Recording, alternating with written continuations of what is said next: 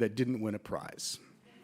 Her first book, A Nation of Speechifiers, Making an American Public After the Revolution, was a finalist for the Berkshire Conference of Women's Historians' Best Book Prize and received the James Broussard Best First Book Prize from we all know who, from us.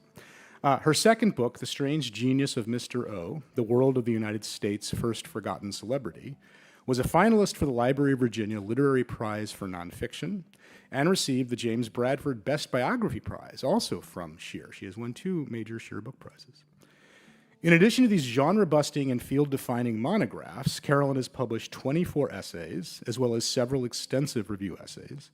Her work has been supported by innumerable grants and fellowships, and I'll list just some of the institutions that have supported her work.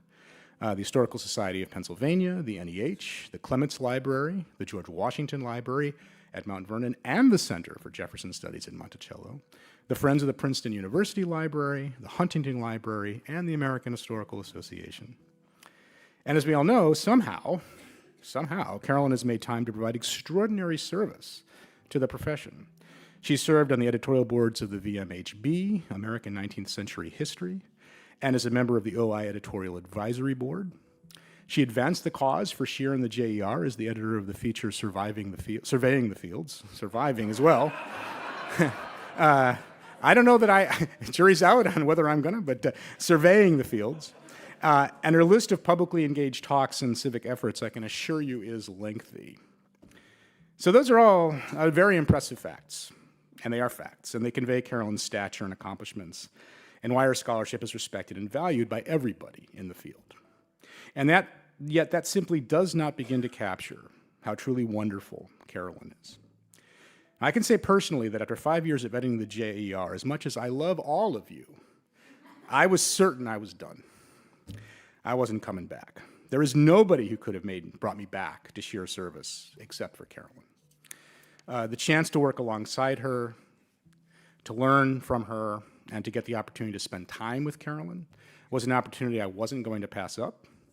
And in this past year, I have seen again and again and again what makes Carolyn not just a superb scholar, but much more importantly, in my opinion, a superb person. Carolyn absolutely takes pleasure in the achievements of others. To Carolyn, leadership means finding ways for those around her to have every opportunity to succeed. She's collaborative, compassionate, thoughtful, and caring. Yet don't for a moment think that Carolyn is a pushover. Carolyn is also decisive, a decisiveness that comes from a strength of character, a moral compass, and a deep ethical commitment. And I've witnessed over this year how Carolyn exemplifies leadership by combining generosity, empathy, propriety, devotion to service, and determined direction. So quite simply, it's been my great pleasure to work with her and be guided by her. But to close, and you think I'm almost done, but I'm not. I could not think of a better way to convey just how admired and loved Carolyn is than to act as a proxy voice for some of the voices that know Carolyn best. And so I'll end by reading some reflections on Carolyn from some of her colleagues and former students as we near the end of her presidency. The first voice is Brooke Newman's, a colleague of Carolyn's at VMHB. And Brooke writes, is it possible to capture the brilliance that is Carolyn in just a few lines? Hardly. She is the rarest of academics, intellectually formidable, yet genuinely approachable, witty, dedicated, and inspiring. Anyone fortunate enough to work with her benefits from her expertise, but also from her generosity, warmth, and good humor. And the next reflection comes from Peyton Young, a former MA advisee, who writes, Dr. Eastman was my advisor in the History MA program from 2018 to 2020. During that time, she not only became a valued academic mentor, but a treasured friend, whom I credit with much of my professional success as a historian to this day. Any accolades she receives for her talents as an educator and scholar are so deeply deserved. And the next comes also from a former student, Katie Mapes, a former MA advisee, who I believe was on the program at this conference. There's Katie. Hi, Katie. It's good to see you again. Well, don't worry. I'll read what you said. She says that Carolyn was the mentor I didn't know I needed when I started my graduate program. She is warm and welcoming, yet lends a critical eye and an ever-flowing digital red pen for draft revisions, said with gratitude and appreciation, not ire. She helped turn a kaleidoscope of thoughts into one coherent thesis, while also juggling roles at SHEAR, OI, and of course, professoring at VCU. Congrats on a successful SHEAR presidency. And next is Michael Dickinson, a colleague of Carolyn's at Virginia Commonwealth. And he writes, Carolyn is an exemplary scholar whose intellectual generosity is unrivaled. She goes above and beyond to support others while consistently producing first-rate scholarship. She has also been a wonderful mentor and friend over the years. I could not ask for a better colleague. It has been my absolute pleasure to work with Carolyn at VCU. And penultimate reflection comes from Jennifer Tennyson, a former MA advisee, who writes, I've been both an undergraduate and graduate student of Dr. Eastman, and she was always one of my favorite professors. More than anyone else I've worked with, she fundamentally shaped how I write, and I really feel that my abilities as a writer are largely because of her. Her feedback was always thoughtful, precise, and constructive. She has an exceptional ability to see the potential in a piece and offer suggestions that truly elevate it. What stood out most was that her critiques were never discouraging, they were consistently insightful and genuinely helped me to improve. Working with her was highly motivating, and she played a major role in helping me become a more confident and capable writer. Beyond that, she is incredibly kind and generous with her time and was always looking for opportunities for me to share and showcase my research. And the final reflection comes from Ryan Smith, also a colleague of Carolyn's at VCU. And he writes, Carolyn Eastman sets a very high bar for all of us. She is a stellar leader at not one but two of the leading professional organizations dedicated to early American history. Behind that leadership, she remains curious, approachable, funny, and a favorite among our students for her heartfelt mentoring. I ask her for teaching and writing advice all the time. Few others could take a toga-wearing, opium-eating, traveling Scotsman and show us the strange genius of Mr. O. Her next subject, yellow fever in early New York, doesn't know what is about to hit it. She's a tough act to follow, so my sympathies are with Professor Shankman and the rest of us. Well, tell me something I don't know. Nobody knows what a tough act I have to follow better than me. And to make that crystal clear, if it is not already, it's high time for me to get out of the way. Please join me in welcoming our president, Professor Carolyn Eastman.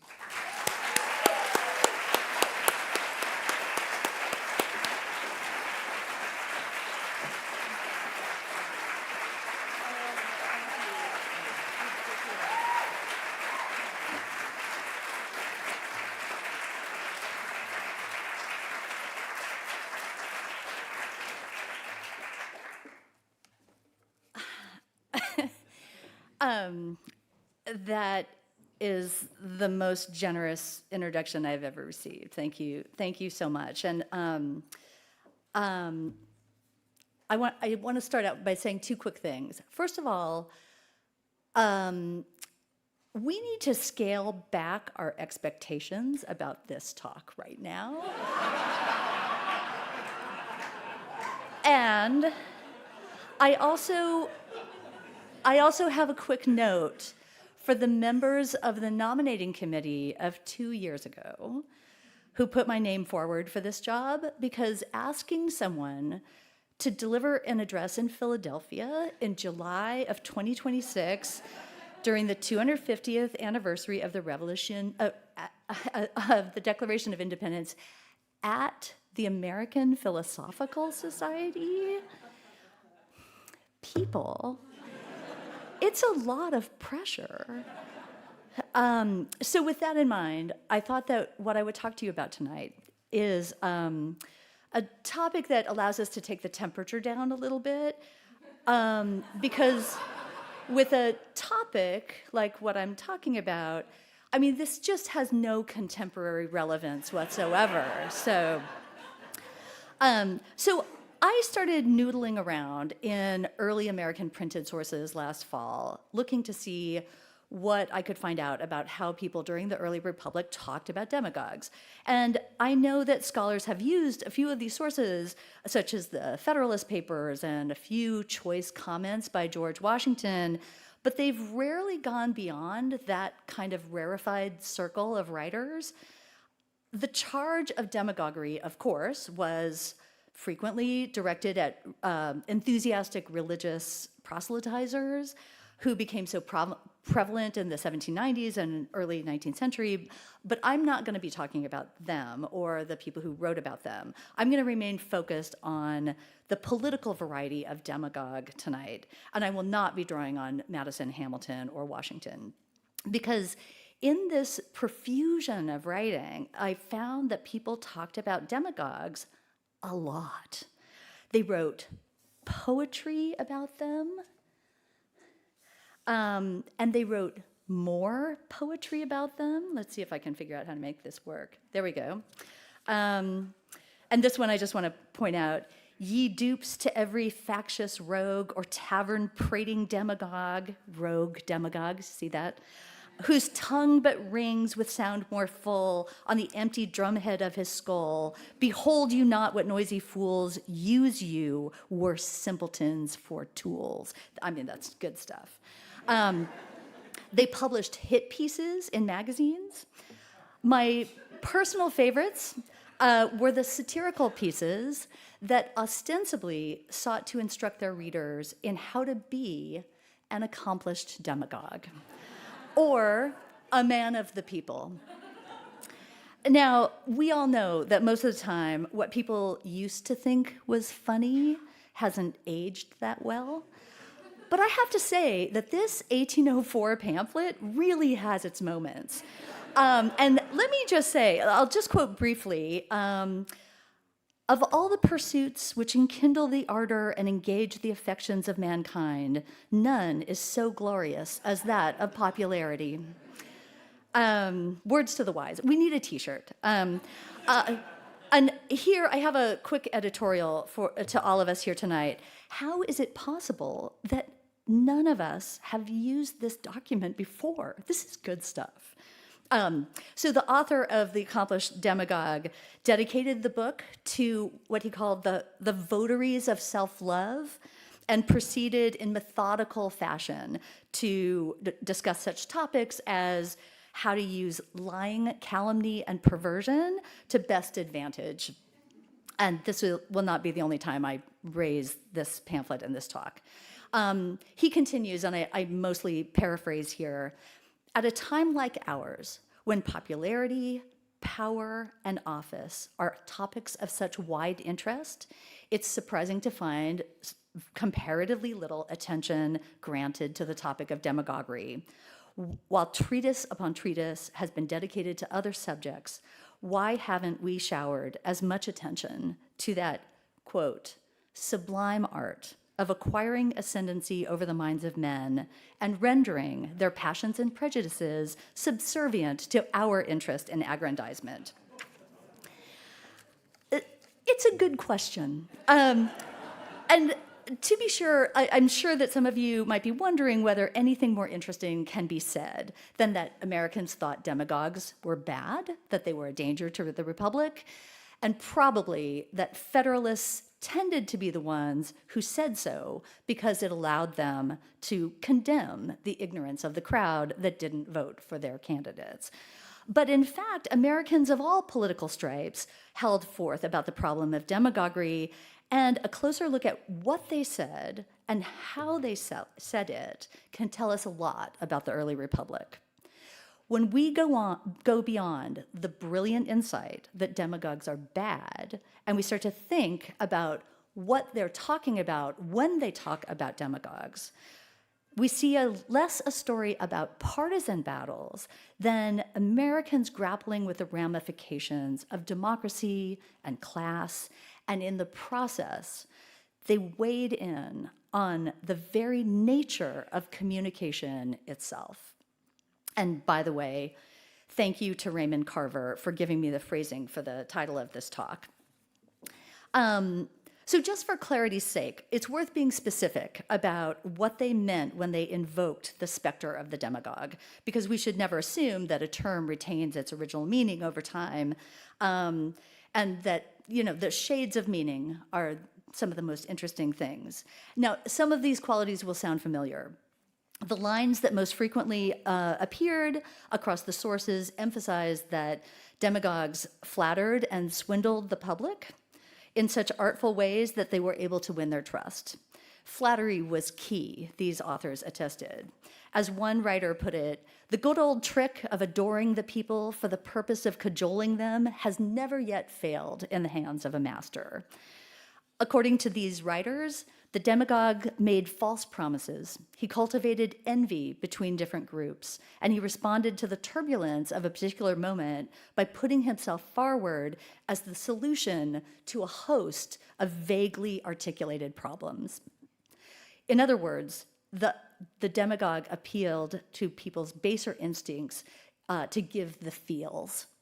Maybe, at least on a purely theoretical basis, these descriptions might resonate with our own 21st century understandings of demagoguery.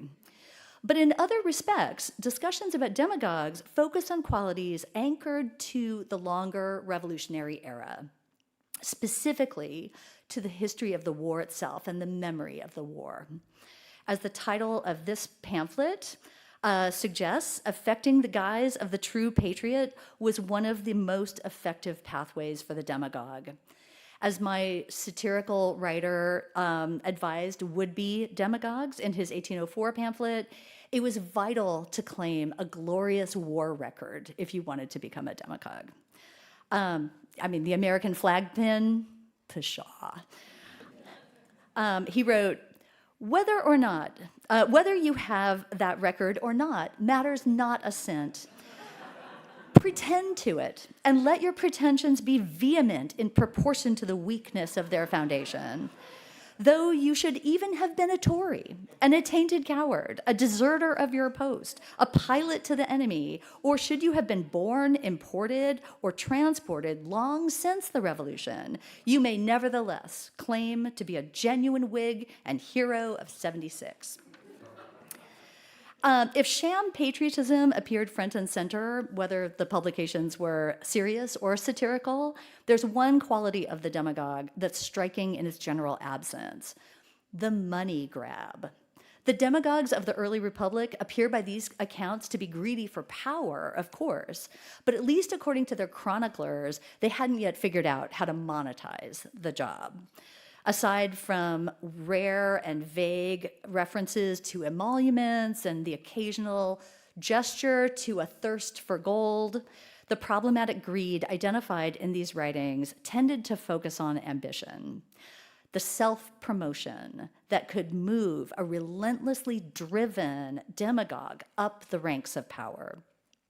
In general, the authors seemed unclear about how it could lead directly to riches. And there are a few other missing pieces. The notion that a demagogue might engage in nepotism, surround himself with incompetent but admiring advisors, or build monuments to himself, none appeared in these writings. I could go on, but it's actually more illuminating to ask what they did talk about than what they didn't. Because when these writers talked about the problem of demagoguery, it had the additional appeal of allowing them to talk about themselves. Newspaper essayists frequently held forth at length and somewhat pedantically on classical examples of demagogues, such as Cleon, the Athenian, who is often described as the original demagogue, and tedious rehearsals of classical history that permitted these writers to display their fine educations. They did deep dives into the literature of classical Greece and Rome. They used footnotes. When they quoted Aristotle on a subject, and especially when they reverted to quotations in Latin, the original Greek, literary allusions to the English poets, and clever French witticisms, they told their readers who they were and that they could be trusted. The author of the satirical pamphlet I've been quoting from called himself a descendant of the great Martinus Scriblerus, and thereby proclaimed his dedication to the great satirical poet Alexander Pope. He then dropped in quotes from Ovid and Congreve on the title page. Such references were a kind of early American social media meme to tell me you're an educated snob without saying you're an educated snob. These writers told their readers that they had the education and sensibility to offer the larger view, the bird's eye view, the considered insight, informed by history that ought to inspire their readers' trust. The point of all of that self-puffery wasn't simply to command the attention of educated, or command the attention due to educated men. These writers sought to model a kind of political virtue anchored to social rank, but in this respect, they had to thread a needle with regard to their discussion of class. Because you might assume that these authors' first and most overt target would be the ignorance of the crowds, prone to supporting charismatic leaders. And to be sure, private correspondence between elites absolutely reveals that prejudice against the uneducated. Some published writers also felt comfortable rarely dismissing certain ethnic groups, most notably German and Irish voters, as especially vulnerable to demagogues. But those were rare. In print, at least, these authors usually suppressed their disdain for the masses. And given the dynamics of the 1790s, that actually makes sense. They may have held themselves back in part because when the British writer and politician Edmund Burke published a diatribe against what he called the swinish multitude of French revolutionaries, a book that circulated widely in the United States, that phrase became a touch point for many writers, sparking a cottage industry of responses, surprisingly frequently in the form of songs, but also newspaper editorials in which members of the, quote, swinish multitude talked back to power. Thus, even during this era, when learned people of social standing tended to be the ones who wrote for print, and when Americans across the spectrum were highly sensitive to the significance of social status, published condemnations of demagogues didn't focus overtly on the problem of an uneducated or gullible public. At the same time that they avoided these sort of class-based attacks, however, writers during the early Republic frequently suggested that demagogues themselves were ambitious, socially striving pretenders who sought to raise themselves up in society by rousing a crowd behind them. This is why, of course, conservative elites in eastern Massachusetts during 1786 and 87 found it so convenient to claim that the rebellion taking place in the western part of the state must have been engineered by a nobody, a wannabe demagogue, eager to raise himself in the eyes of his neighbors, rather than viewing these protests as emerging from legitimate and widely shared complaints about taxes. And this is why, of course, to this day, we call it Shays' Rebellion, because those elites falsely claimed that Daniel Shays, a man who had not participated in the protests until relatively late in the process, was a demagogue responsible for rousing up the anxieties of a public that ought to have trusted in the state's wise leadership. Shays was a veteran of the Revolutionary War and a farmer, just as affected by the post-war tax concerns as his neighbors. But the resulting smear campaign transformed him into an easy target for coastal political leaders who wanted to claim that only a demagogue with a hidden agenda could have cultivated such an effective opposition to the state's goals. Now, I say that the writers didn't overtly focus on the problem of an uneducated public. Instead, they skirted around it, leaving it always implied, but emphasizing that the real problem was the demagogue himself, the mendacious pretender who saw in the United States democracy opportunities for power. It could be a dog whistle to focus on the demagogue rather than the larger problem of demagoguery. In other words, these authors likely knew that by warning against charismatic leaders, their readers would hear implicit in those words their concerns about ignorant voters, easily swayed by the demagogue's big, beautiful promises. But ultimately, fear-mongering about demagogues held up the concern that even a republic with elected representatives could be just one power-hungry man away from being undermined. This fear-mongering imagined that this was a nation of popular sovereignty in name only, that ultimately those in power might simply run the country as they pleased. Okay, so what I've given you here is a glimpse of the lay of the land in these documents. What does all of this tell us about demagogues and demagoguery in the early republic?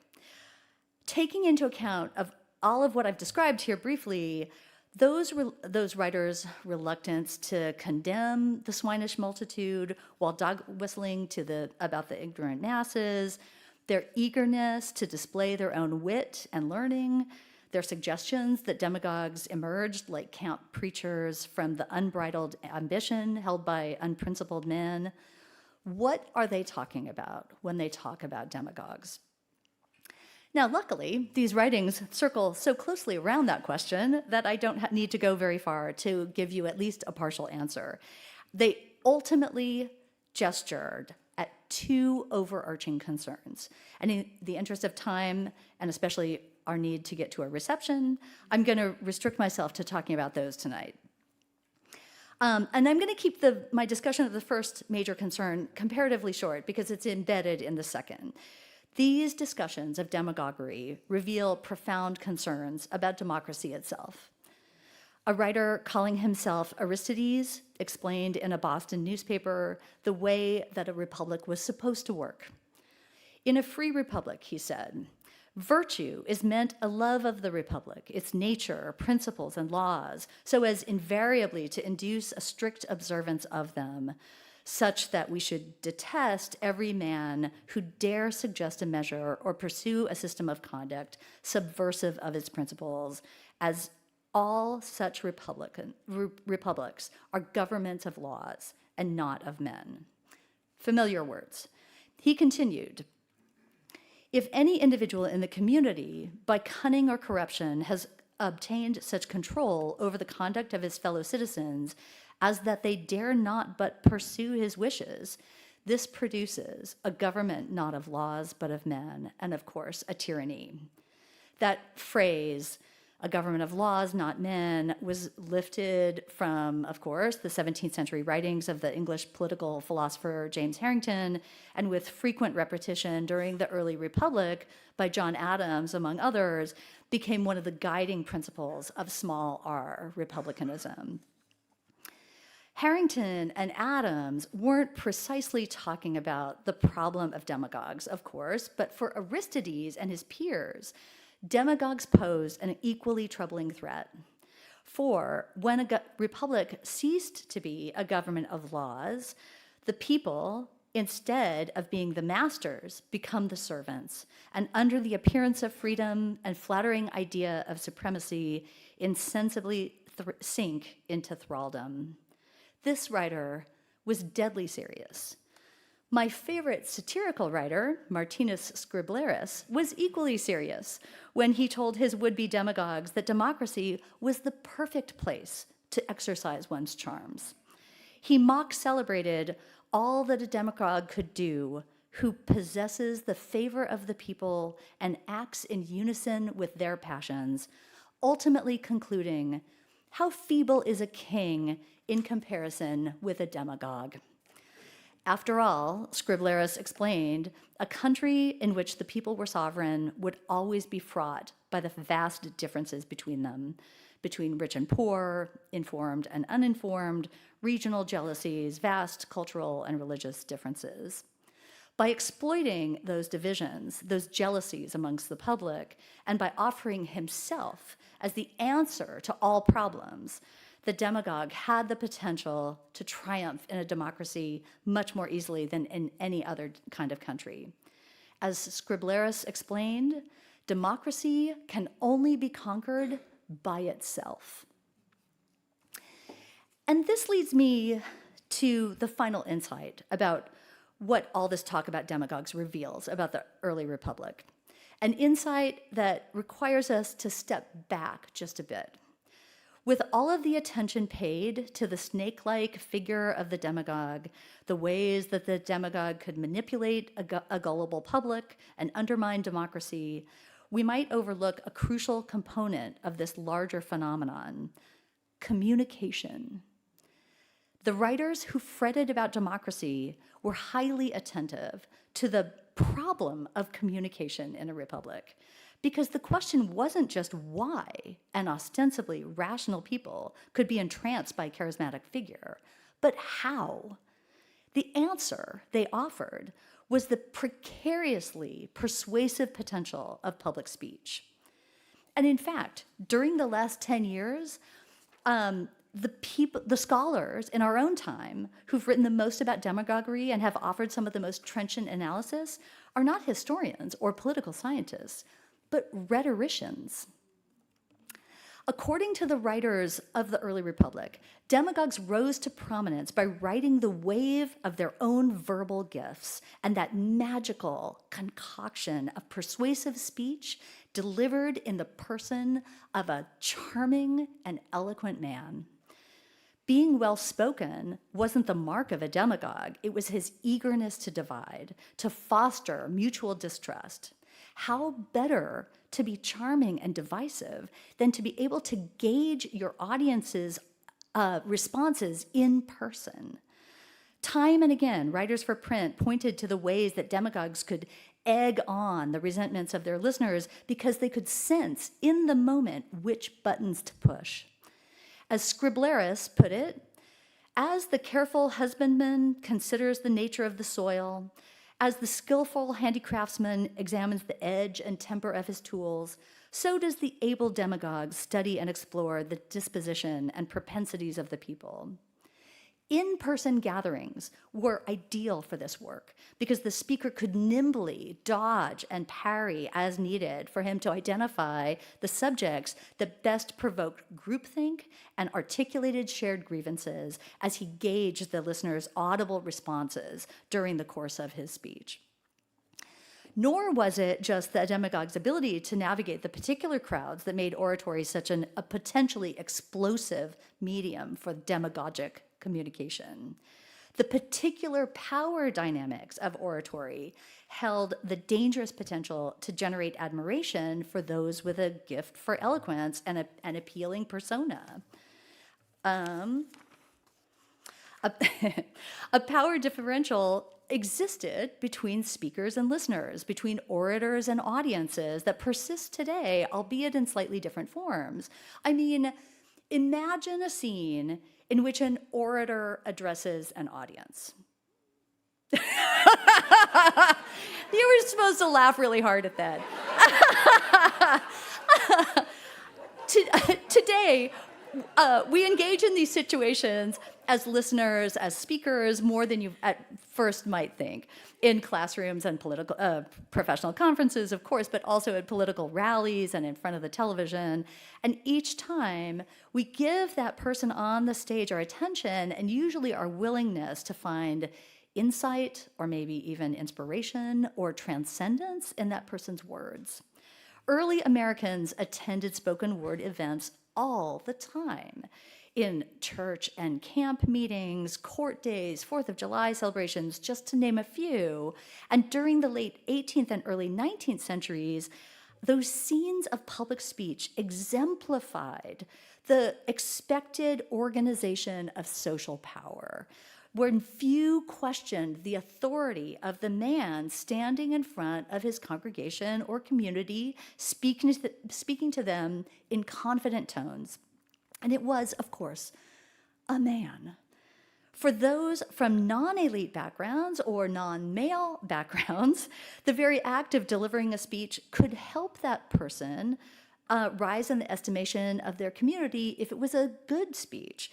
And we've seen this in a wide variety of cases. Uneducated exhorters who proclaim themselves members of the swinish multitude, politically active mechanics and laborers, black female religious visionaries, enslaved people who talked about slavery, This combination of the power dynamics of public speech and the persisting social deference to well-spoken and well-educated people opened up the enactment of oratory as a rich opportunity for morally defective men to use this medium to raise an army of supporters. So, gesturing to the power dynamics of oratory as well as its potential to divide and inflame, those who wrote about it set up a vivid contrast between oratory and print. For if the spoken word delivered ideas via this form of a winning personality and thereby threatened the US's fragile democracy, authors for print cloaked their identities, ostensibly privileging appeals to their readers' reason, ideas, not persona, at least in theory. Now, Anglo-Americans and their British counterparts had mocked grandiloquent speech by pretenders for generations. You know, you can think of many examples. Plays got their big yucks from the guy who had a gift for the gab.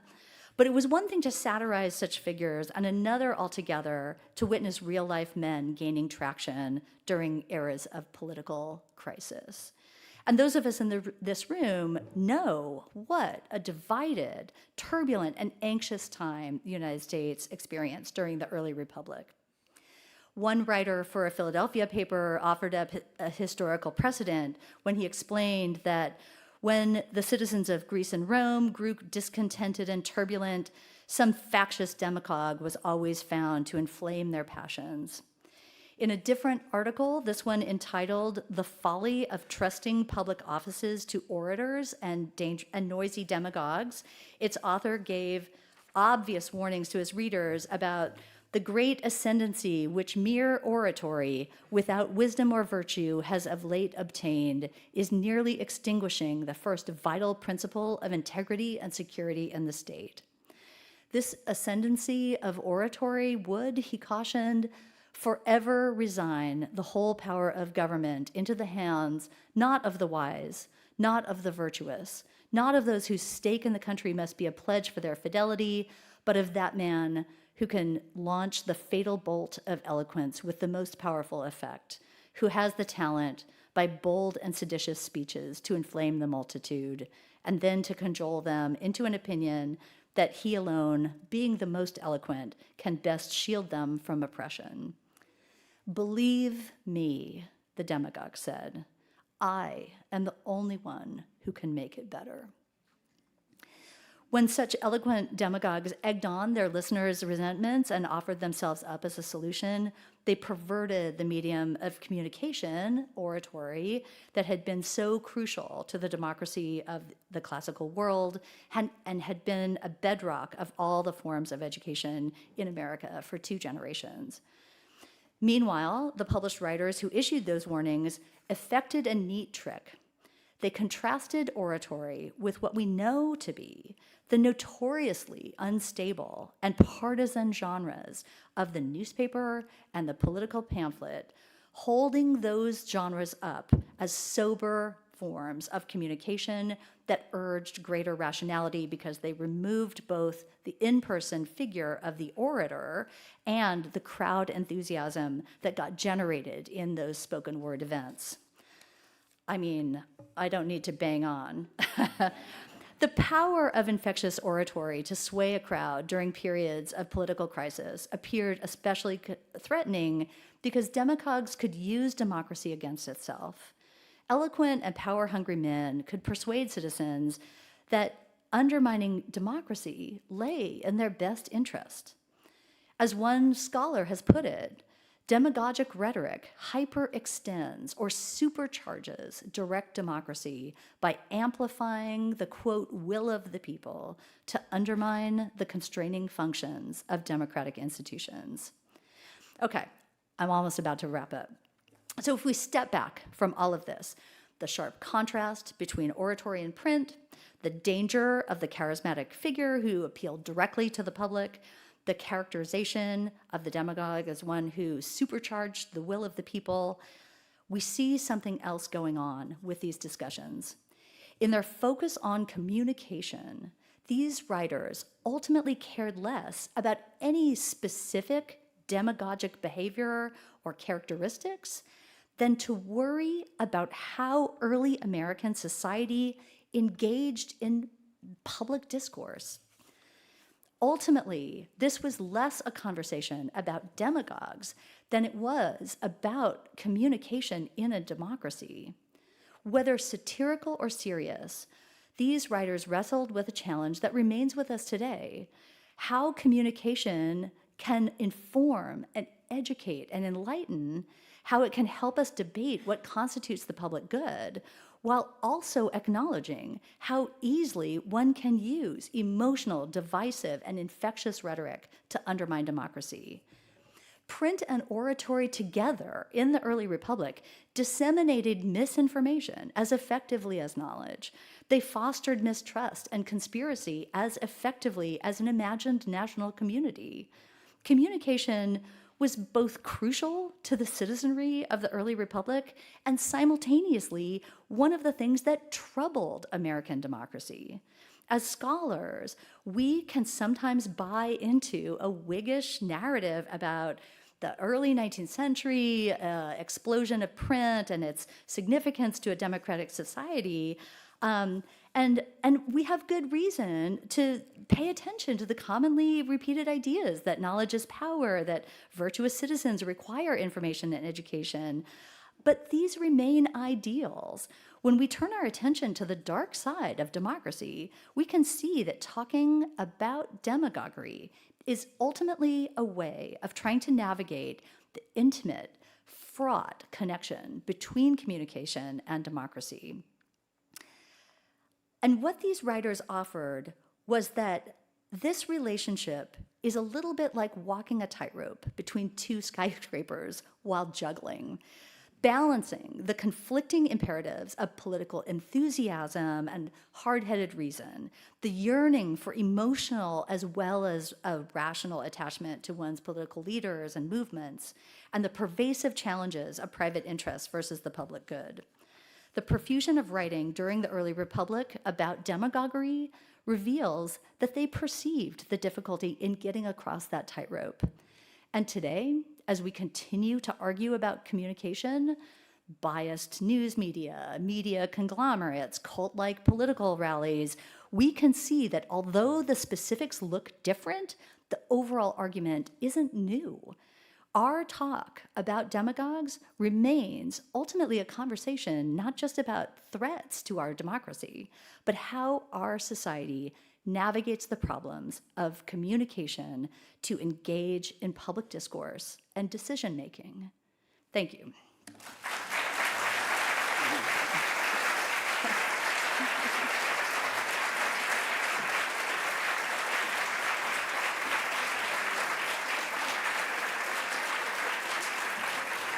All right. So I'm going to hand this over to Andy now because we're going to have an awards ceremony.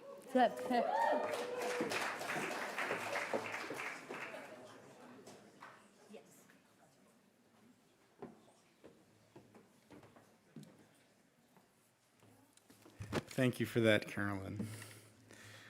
Well, hello again, everybody. It's one of my favorite times, actually, now where we get to recognize and honor very good work by our peers. When someone other than me, I will actually have to be giving away a couple of these prizes because some of the committees couldn't make it. But when you're either as a prize giver or a prize winner, what I decided to have you do is walk up here across the stage for presentation purposes and drama. So please do that. And just when your name is called, just come up. So I have the honor, actually, of presenting and describing the first prize, which is the James H. Broussard Best First Book Prize. And I'm doing that, I want to mention their names on behalf of the committee, none of whom could be here tonight, which are Chair Jake Rudiman, Adam Rothman, and Laura Edwards. So when I call your name, please come to the stage. So SHEAR is delighted to award the James H. Broussard Best First Book Prize to Justine Meberg for protecting women U.S. Army Culture in the Second U.S. Seminole War and the U.S.-Mexican War, published by Cambridge University Press.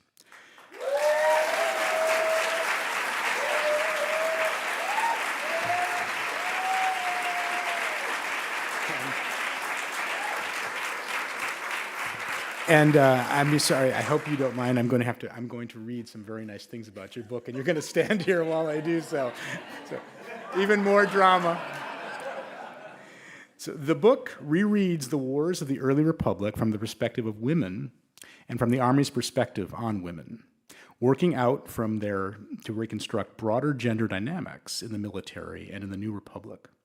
The result is a feminist military history, attending to people's experiences on the ground, institution building, military legal apparatus, and national imperialist politics.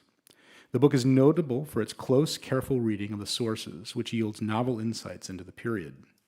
The book is also conceptually innovative in ways both small and large. It links two wars, the Second U.S. Seminole War and the U.S.-Mexican War, that are usually treated separately. It brings the fields of social history and military history together in original ways, contrasting enlisted soldiers from their would-be gentleman officers. It also recovers the importance of Seminole and Mexican, quote, enemy women, end quote, to these military conflicts, which is a particularly remarkable feat, since the Army constructed its sources and military archive to erase their presence. With protecting women, Mayberg has made a courageous intervention in the field, casting bright light on the role, clearly still ongoing, of gender and authority in military conflicts.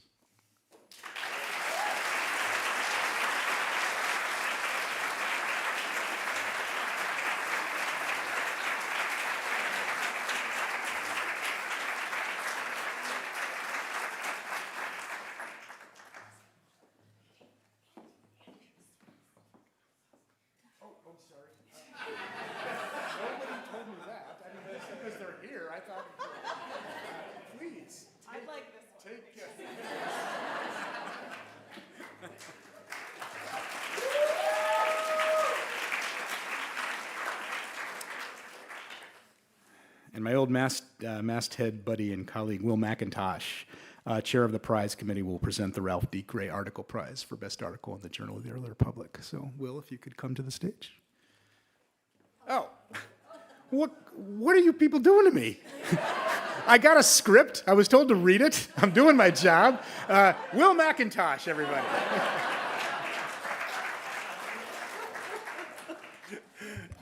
Good evening, everyone. I am not Will McIntosh. I am Ronald Johnson, and because our committee could not make it tonight, I am presenting the Ralph D. Gray Article Prize. The Ralph D. Gray Article Prize is named for the founding editor of the Journal of the Early Republic. The prize is awarded annually for the best original article published in the previous volume of the JER. On behalf of the prize committee, Nikki Taylor, Meg Roberts, and Will McIntosh, I am pleased to announce that this year's recipient of the Ralph D. Gray Article Prize is Megan Weirda.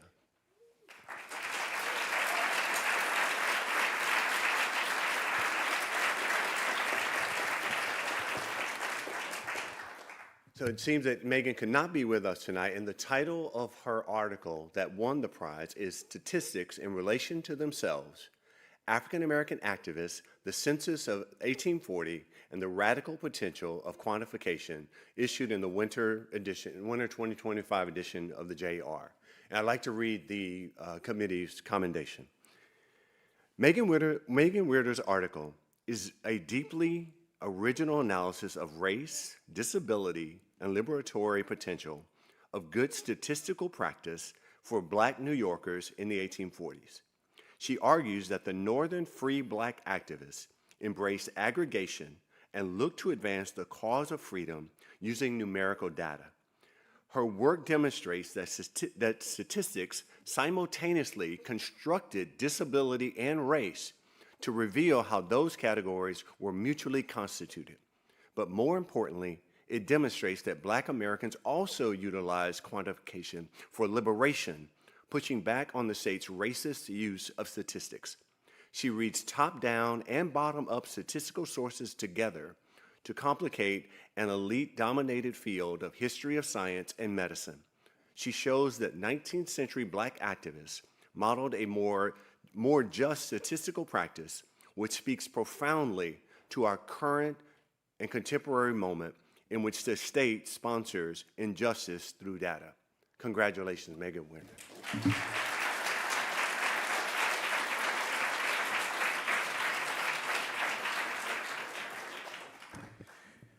Now we have a little drama and surprise. Some of you might have noticed that we have a prize called the GEH Prize, which is new tonight and being given for the first time. And I would like to tell you a little bit about it. So the GEH Prize is a joint SHEAR and McNeil Center for Early American Studies prize, an article prize. I have a script, and I will read it. What is this new prize? For the first time this year. About a year ago, 3 historians began a conversation. Their last names began with the letters G, E, and H. They vowed to work together to encourage and reward research and writing that demonstrates the diligence, insight, and just plain smarts of early career scholars. Recognizing that fine work by emerging scholars appears in both Early American Studies, which I'm sure you all know, but I'll tell you is the journal that is sponsored by the McNeil Center, and our Journal of the Early Republic, they settled on an annual prize for the best article written by an early career scholar published in those journals, awarded every other year for each journal. They also funded the prize. The 2026 prize will be awarded by EAS based on the past 2 years of publication. Next year, the JER editors will select the winner. The prize will be back in EAS's hands for 2028. For today, we congratulate the winner and give our most sincere thanks to both journals for all their fine work. In addition, I will now reveal the identities of G, E, and H. They are ready to stand up when the editors call on them to do so, and they are Sally Gordon, Carolyn Eastman, and Emma Hart.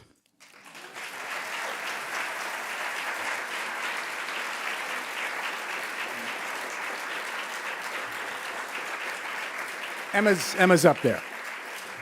Again, the script has let me down. I guess they stood up when I told them to do so. That's fine. I now call upon either Rose Reamer and or Judith Ridner, I wasn't quite told who, to deliver the GEH Prize.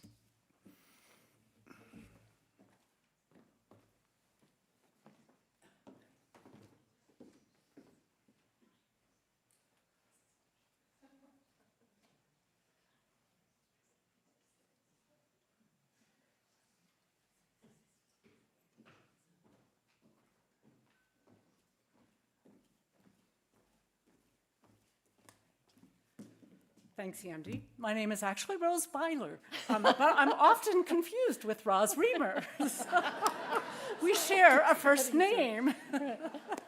So Judy and I are very happy to announce the first winner of the GEH Prize, who is Carolyn Carbonell. She is not here tonight, but Carolyn Carbonell.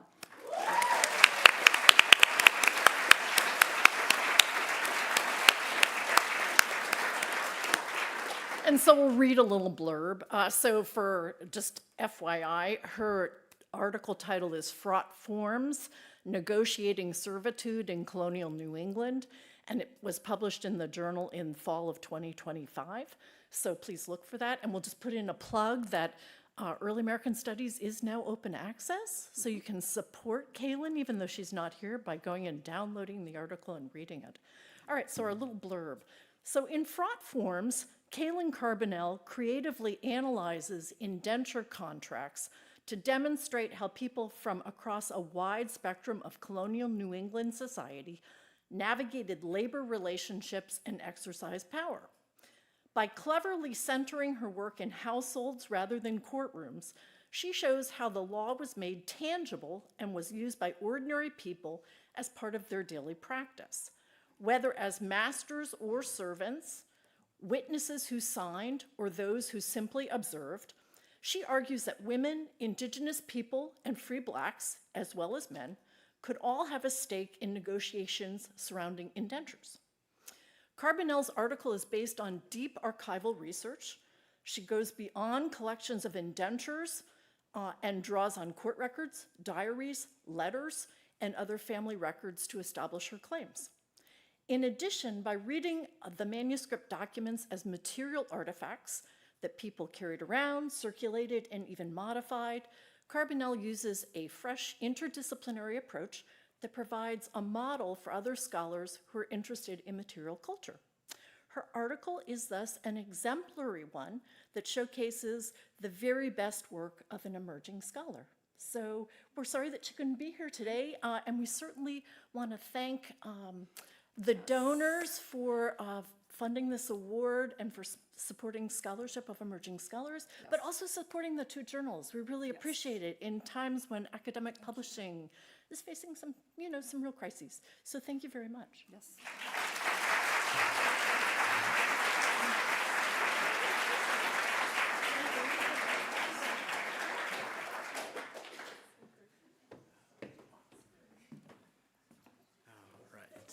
I will drink soon.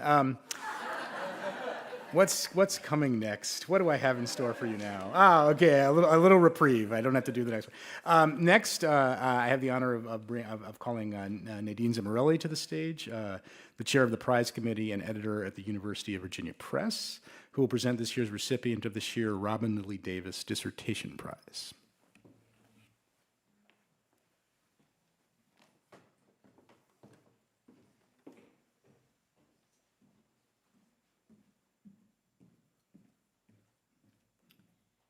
Would you like me to tell you that it's pronounced Zimmerli, not Zimmerelli? Say it louder. The German is Nadine Zimmerli. So, good evening. So I am honored to present the 2026 SHEAR Robin Lilly Davis Dissertation Prize. And first, I want to thank Robin Lilly Davis for sponsoring this prize, and also Christa Dirksheide and the Jefferson Scholar Foundation for making possible the workshop that will turn a wonderful dissertation into a stellar book. Thank you to you both. And I also want to, in addition to Christa, thank her fellow committee members, Michael Haddam and Rob Parkinson, for their time and their service. And I think you're all here, so thank you. Also, thank you to all the applicants for submitting such inspiring work. This year, we actually evaluated such a strong pool of applications that we decided to bestow an honorable mention and the prize itself. First, I'm delighted to bestow the honorable mention on Meg Roberts for her University of Cambridge dissertation, Caregiving, Crisis, and Coercion in the American Revolutionary War. And I want to read a brief commendation from the prize committee. In this novel dissertation, Dr. Roberts recasts the war as both a social and medical crisis. She argues that wartime mobilization depended on the Patriots' utilization of existing colonial care networks, which largely depended on unfree and coerced labor, to sustain the Continental Army and care for thousands of wounded and sick soldiers. By uncovering the complexity, coercion, and institutional history that defined caregiving around the Continental Army, her work therefore expands our understanding of the Revolutionary War. Dr. Roberts eschewed SHEAR for a conference in Scotland. I don't know why. But she was delighted to receive this news when I spoke with her earlier. And now it's my honor to award the 2026 SHEAR Robin Lilly Davis Dissertation Prize itself. And this year, the committee has unanimously selected Dr. Edward Green, Penn State Dissertation, Captains in Community, Politics, Kinship, and Power in the Choctaw Nation.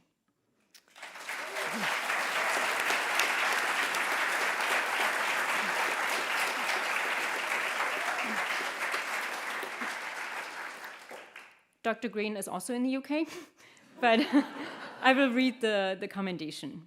The prize committee called his dissertation impressive, multidisciplinary, and magisterial. In it, Dr. Green documents and examines the resilience and persistence of the Choctaw Nation over a century and a half. His strong archival work and close reading of indigenous sources highlight the importance of local systems of authority in the political development of the Choctaw Nation. In so doing, he challenges two currently dominant narratives, the first being the decline of the Choctaws in an era of removals, and the second being a consolidationist nation-building project engineered by Choctaw diplomatic leaders. Instead, Dr. Green persuasively shows that the Choctaw Nation was defined by a dynamic interplay between Choctaw elites, Choctaw women, and local authorities who, in conversation with national leaders, effectively enabled the Choctaw people to preserve their customs and lifeways despite European and then American imperialist ambitions. Moreover, Dr. Green's impressive work resists the narrowly circumscribed periodization of most studies of the Choctaw Nation. By beginning his project with the Natchez War in 1729 and concluding it with the beginning of the American Civil War in 1861, he shifts the emphasis from American nation-making to Choctaw nation-making. Because Dr. Green is currently in the UK, his dissertation advisor, Christina Snyder, has kindly offered to receive the award.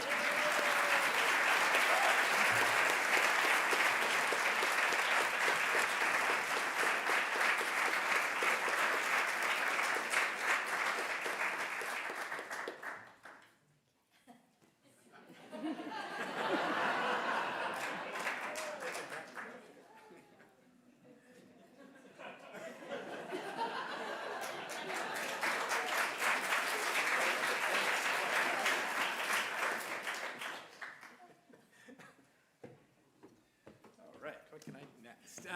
Let's see here. Where are we? All right. Oh, this could be good because I get to do the next one. So I also have the honor this year of presenting the Mary Kelly Prize in the history of women, gender, and sexuality. Although let me give recognition to the committee that did all the work. That committee was chaired by Nan Wolverton, and the other members were Lori Ginsburg and Mary Beth Stevens, who could not be here tonight. So the winner of the Mary Kelly Prize, SHEAR is delighted to award to Lauren Duvall.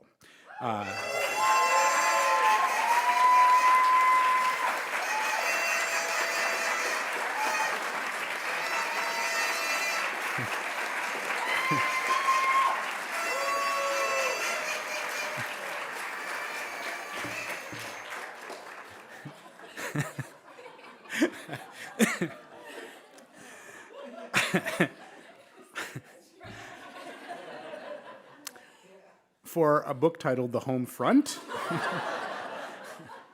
Revolutionary Households, Military Occupation, and the Making of American Independence, published by UNC Press. The Home Front, the committee writes, is an impressive example of what historians of women, gender, and race have demanded for decades. A book that puts a new lens on a dramatic event in American history. Go ahead. Yeah. Excellent.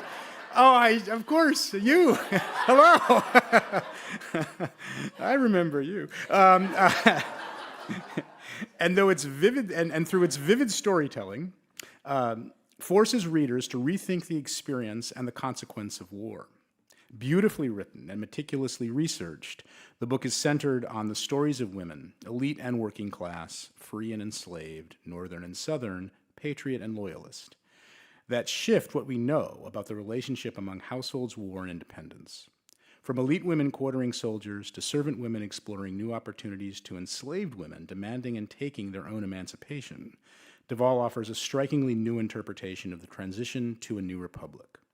The Home Front contributes to long-standing discussions about the rise of the ideology of domesticity, arguing that the new nation's leaders minimized the traumas of occupation to reestablish their authority over their households, wives, servants, and enslaved people that had been disrupted by a war in and around their households. And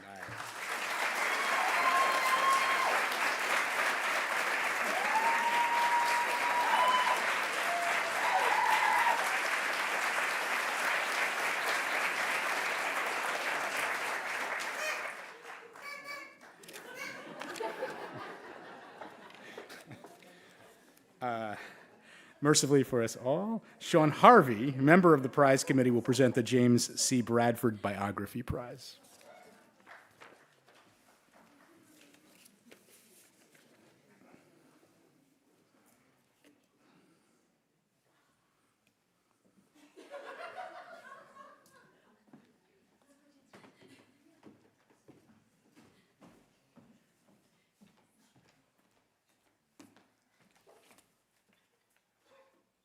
Thanks, Andy.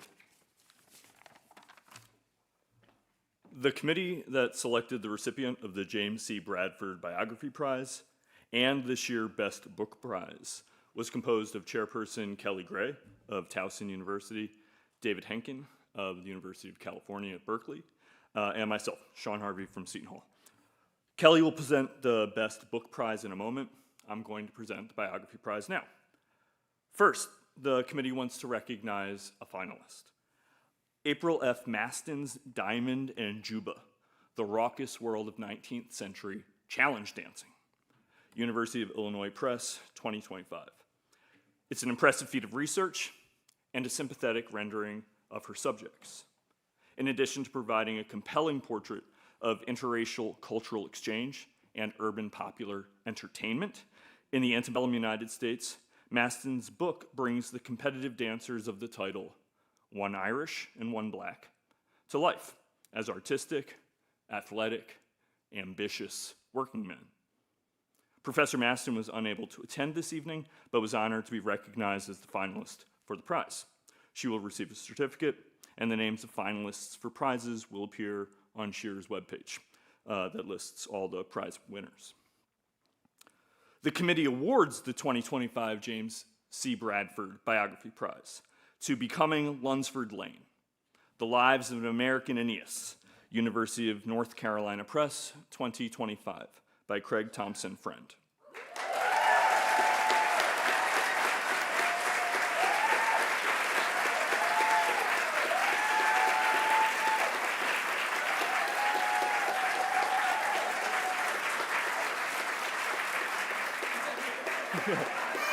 There you go, nice, yes. Nice. Lunsford Lane was born enslaved in 1803. He labored for his enslavers and raised money for himself before purchasing his own freedom in 1835 and the freedom of his wife and children in 1842, and becoming a celebrated anti-slavery speaker. Friend's subtitle points us to a classical comparison. Just as the Aeneas of ancient epics led his family to safety, so too did Lunsford Lane. Professor Friend's research into Lane's family and the family of his enslaver is painstaking. His reconstruction of the locales and communities in which Lane lived, first in antebellum Raleigh, North Carolina, then after being forced to leave his home state in several towns across New York, New England, and Ohio around mid-century, and then postbellum Raleigh, when Lane returned following the Civil War. It illuminates those places and their people in new ways. Friend also humanizes the important divisive issue of whether purchasing freedom legitimized human commodification. These are an excellent historian's accomplishments. Following Lane's lead, Friend centers Lunsford Lane's use of the story, the way Lane told of his experiences, his challenges, and his successes as he built lives for his careers and himself. Friend's analysis is compelling, showing the reader how the story was not like other slave narratives, but at different times bore aspects of an archetypal hero's quest, a trickster tale, a captivity narrative, and the story of a self-made man. Friend conveys how Lane used it to his advantage, and what he omitted in the telling. Its appeal among some Black Americans, and its even greater appeal among white Americans, attracted to Lane's particular self-making. They were eager to grasp at a tale that showed, in Friend's words, quote, that if Lunsford and other Black Americans could act as entrepreneurs and find freedom, enslavement and racism must not have been so oppressive or so insurmountable. Becoming Lunsford Lane is not a hagiography. Friend is clear about Lunsford Lane's shortcomings as a husband, a father, and a businessman. Instead of trying to persuade the reader that Lane was a leading abolitionist, Friend explains his anomalous position as a bold self-promoter who was cautious in his criticisms of enslavement. Friend's impressive biography shows how Lane became, quote, trapped by his own mythology, and at the same time shows us Lane as a person who experienced joy and grief, success and failure, and was capable of love and selfishness. Friend accomplishes these things in a thoughtfully structured, beautifully written book. It is a triumph of the biographer's craft. The committee is delighted to award the 2026 James C. Bradford Biography Prize to Craig Thompson Friend. Congratulations.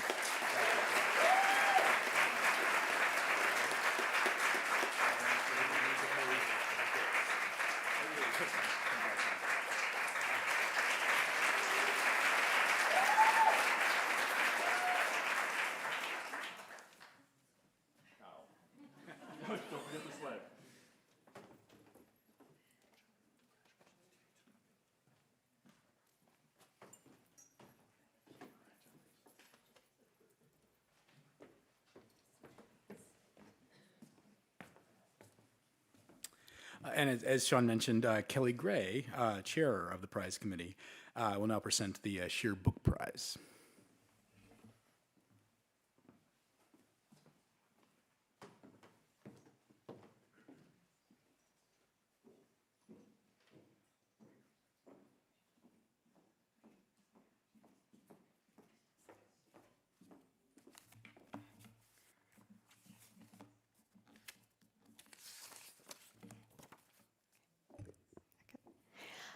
Good evening, everyone. I'm Kelly Gray, chair of the James C. Bradford Biography Prize and SHEAR Best Book Prize Committee. And as Sean mentioned, my fellow committee members are Sean Harvey and David Henkin. This year, for the first time, we have a tie for the Best Book Prize. I will present the prizes to the winning historians in alphabetical order. I am pleased to award the SHEAR Best Book Prize for 2025 to Richard Bell for The American Revolution and the Fate of the World, published by Riverhead Books.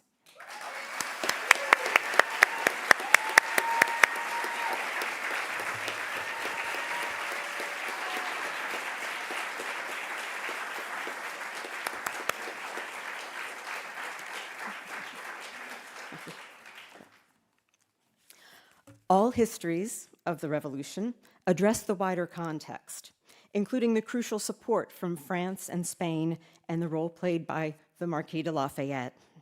Professor Bell, however, makes a compelling case that the international role was much more extensive and influential than historians have traditionally acknowledged in terms of participants and the conflict's impact. The title refers to a quote of Thomas Jefferson's. In 1826, he referred to the Declaration of Independence as an instrument pregnant with the fate of the world.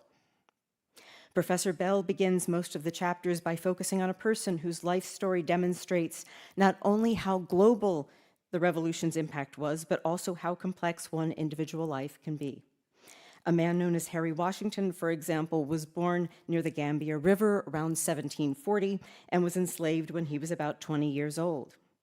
His first American enslaver named him Harry and sold him to George Washington in 1763.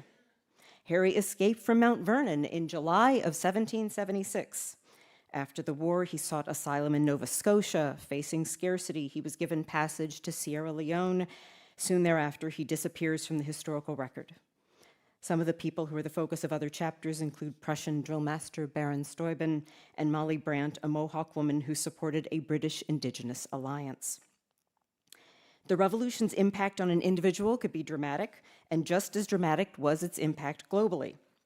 Professor Bell shows that Great Britain lost the war in part because British soldiers had to stage long sieges, wage desperate naval battles, and take mounting casualties on too many other fronts spread too far apart. During the conflict, Spain was able to wrest East and West Florida from Britain. Meanwhile, France tried to seize Great Britain's Caribbean islands. This forced the British to defend those holdings, thus weakening their response to the colonists. France also encouraged leaders in India to kill British soldiers. In 1780, Hyder Ali, the ruler of Mysore, an independent kingdom, took up this challenge with 80,000 soldiers at his command. In 1782, a 100-ton warship dedicated in Philadelphia's Navy Yard was named for Hyder Ali. Professor Bell asserts that for the British and French, the 1783 siege of Cuddalore was the last battle of the American Revolutionary War. The war also spurred a migrant crisis that affected prisoners of war, convicts, fugitives, native asylum seekers, and loyalist evacuees. The war's effects would, of course, reverberate for decades. Professor Bell notes that since 1776, rebels, separatists, and state makers on every settled continent have crafted more than 100 declarations of independence in imitation of the American original. The committee is delighted to award the SHEAR Best Book Prize to Richard Bell for The American Revolution and the Fate of the World. Congratulations, Professor Bell. Let's see here. I get this. Okay.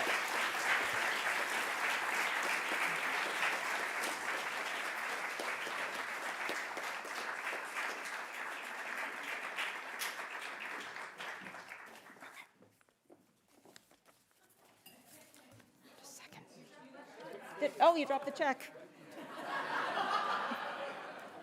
Okay. Okay. Okay. Now, as I said, we had a tie. I am also pleased to award the SHEAR Best Book Prize for 2025 to Lauren Duvall for The Homefront, Revolutionary Households, Military Occupation, and the Making of American Independence.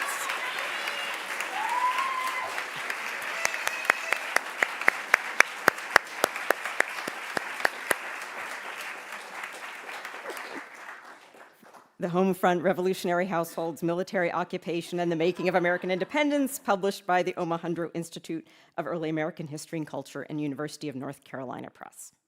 In The Homefront, Professor Duvall demonstrates that for many Americans, the trauma of the American Revolution was fundamentally entwined with domestic life. I've heard a bit about it. Military occupation, as she notes, transformed civilian spaces into urban battlefronts. In the Homefront, Professor Duvall focuses on American households in the 6 U.S. cities that were under British occupation. She makes a persuasive case that such an approach broadens our understanding of where war occurred and the people who are relevant to that story. She focuses on the intensely personal as well as gendered, raced, and classed ways that people endured the war and the impact of those experiences. Contrary to the image of predatory British officers, Professor Duvall found nuanced interactions between the military and civilians of all races, genders, and states of freedom that defined the experience of war in occupied regions. And she makes the case that the impact of these wartime experiences extended long after the war's end. In occupied cities, the centuries-old adage that a man's home is his castle was upended. Many residents were in a perpetual state of anxiety. British soldiers destroyed fences to use as firewood and stole livestock for food. Some homes were destroyed to build defensive fortifications or to intimidate or punish inhabitants. By destroying valuable property, Professor Duvall notes, British soldiers affirmed their dominance. Women were at heightened risk of sexual assault, and poor and enslaved women were the most vulnerable. In multiple ways, the war challenged elite Anglo-American masculinity. When men left their homes to fight, their wives were in charge of the household. Many women, after the war, sought to retain the extensive control of the household that they had become accustomed to. If, while the patriarch was away, his wife quartered soldiers, another man would be commandeering their residences, living alongside their wives and children, and depleting their domestic resources, Professor Duvall notes. Meanwhile, many daughters enjoyed the attention of British soldiers. Such encounters humiliated American men who supported the patriot cause and who the young ladies had spurned. Everyone in the household challenged the patriarch's control. Free female laborers sought improved working conditions due to the extensive demand for their service, and some sought relationships with soldiers, perhaps hoping to marry them. Professor Duvall notes that enslaved people throughout the colonies recognized British occupation as a moment of immense possibility. They could escape and work for British officers who would protect them because they needed their labor. Some enslaved women in the advanced stages of pregnancy escaped to British lines to secure their freedom and to ensure that their children would be born free. Professor Duvall's impressive research included, by my count, visits to 15 archives. She makes a compelling case that white Americans were deeply anguished and shaken by the wartime threats to their property, security, and power. The committee is delighted to award the SHEAR Best Book Prize to Lauren Duvall for The Homefront, Revolutionary Households, Military Occupation, and the Making of American Independence. Congratulations, Professor Duvall.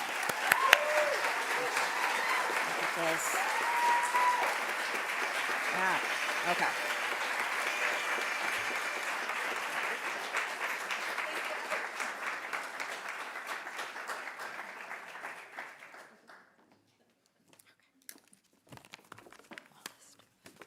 Okay.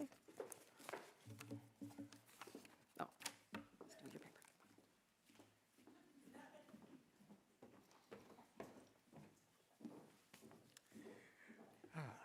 Well, it's a great relief to now say Carolyn Eastman, SHEAR President, will present the SHEAR Distinguished Service Award. And it has here in parentheses, don't forget to say, back to Carolyn.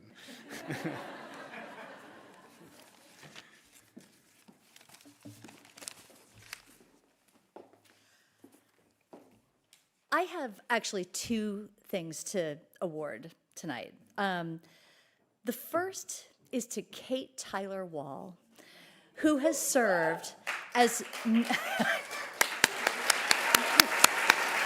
Where is she?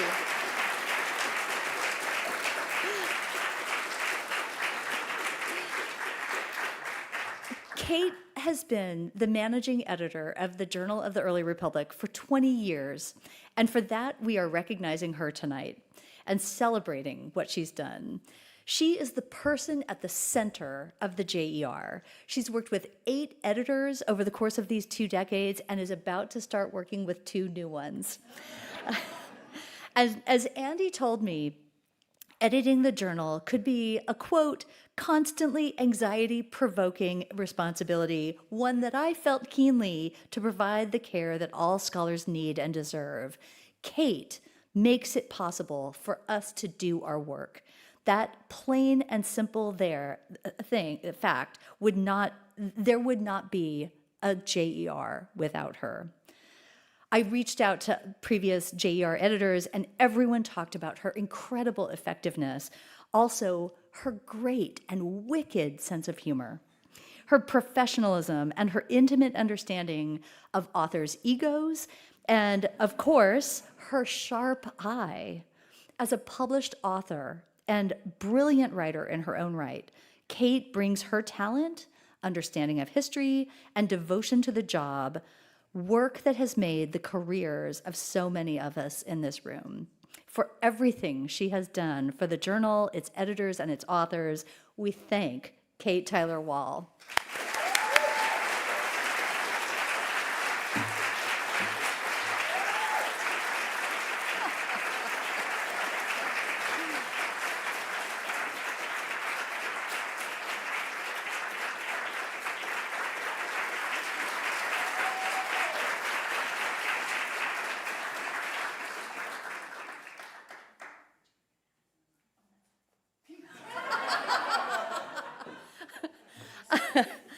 Oh, and now for the Distinguished Service Award.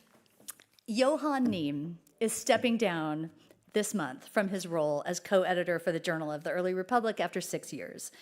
And I've been informally polling people who've worked with him and hearing people's words about their experiences with him, all of which made me cry.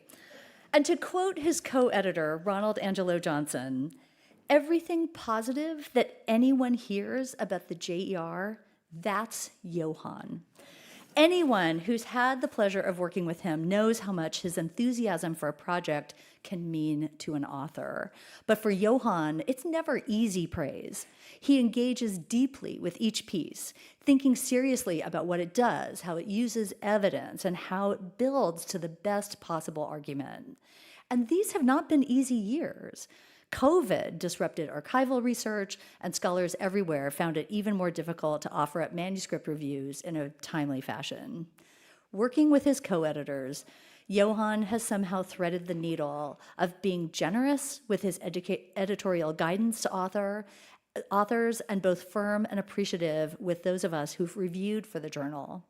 All along, he's maintained the journal's central commitments to scholarly excellence and to showing all of us who study the early republic where our field is going. And so I speak for all of us in the larger SHEARite universe who eagerly open up the journal when it arrives. Johann, we are so grateful. There is no one more deserving of the SHEAR Distinguished Service Award.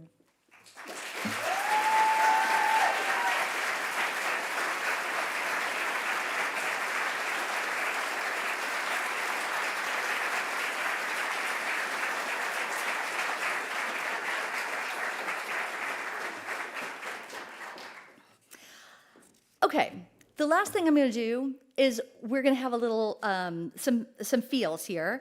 But I also want to let you know about a new initiative that we'll be advertising widely next month. For 2 years now, we've been fundraising to establish a Jan Ellen Lewis mentorship program. And between those donations and a substantial grant from the Gladys Kreibel Demas Foundation, thank you, Serena Zabin and Lucia McMahon, for the work you've done on this. We are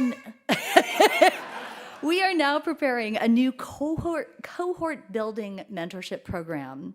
So please keep your eyes peeled for this opportunity for your colleagues and your early career scholars. Now, before we depart for tonight's reception, there are just a few remembrances to make and some thanks. We lost several SHEARites this year, including Daniel Walker Howe, William E. Nelson, Nick Salvatore, and Gordon Wood. And so I'm not going to have a moment of silence because we're running late. And anyway, we sorely miss these people. Okay, I have an extremely long list of thanks to sponsors and donors, which I am not going to read so that we can move along. But I do want to mention how grateful we are for those donations. There's no way we could have done things like had a hybrid room. There's no way we could have done things like offer travel grants to people who are on the financial edge. That all of these donations have made what SHEAR is now, this vibrant, thriving organization. We are so grateful to these sponsors, but I have a full page of names, and I am not going to read them in the interest of time. I do want, however, to offer a lot of other acknowledgments because the success of this conference and this organization relies on the time and energies of a lot of people. I want to start with the three co-chairs of the program committee, Mark Boonshoft, Norris Lenimsky, and Ben Wright, who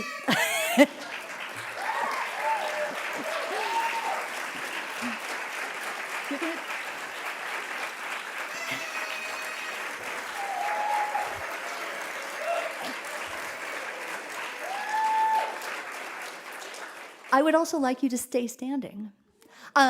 What a program this has been. What an extraordinary amount of work it took with these three amazing people. Thank you. Would all the rest of the members of the program committee who are here tonight please also stand? There we go.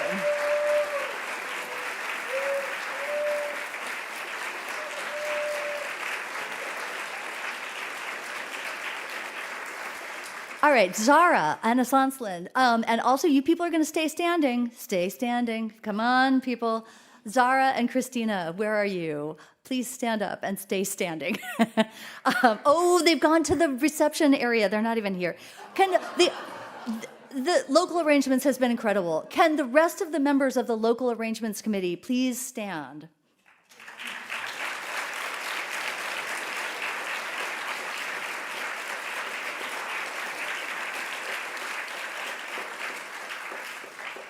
Stay standing. Our social media coordinator, Tim Brown, please stand.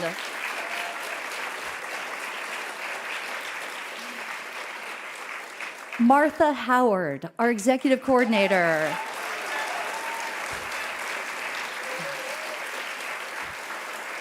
Erica Huckestein, our national conference coordinator. Oh. Kathy Kelly, Laurel C., and the entire team at the OI for the incredible work they've done. Please stand.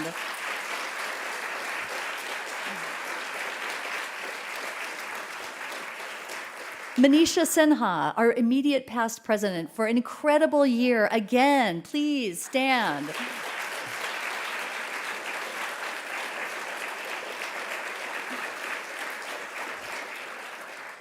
Andy Shankman, where did he go? There he is. Please. And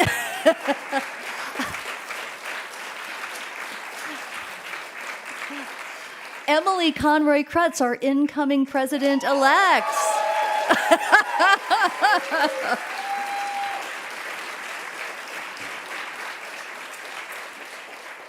Johan and Ron, the editors of the journal. Could Kate and everyone else please stand? The members of the advisory council, the nominations committee, the DEI committee, the members of the prize committees, please stand up.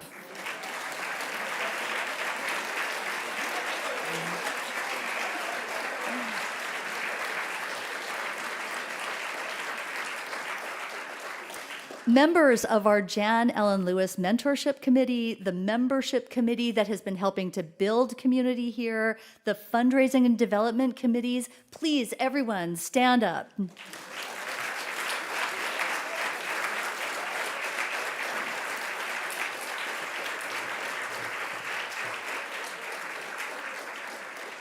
So what this shows is that SHEAR is an organization that is thriving because so many people are working to make that happen. We welcome more volunteers to imagine how we can make this organization better and stronger for the future. If you would like to join us, and we especially reach out to graduate students, early career scholars, K-12 teachers, public historians, and independent scholars, I urge you to email me directly, and I will help you get more involved. Thank you so much, everyone, for joining us this year. Let's go next door and enjoy a reception. Thank you.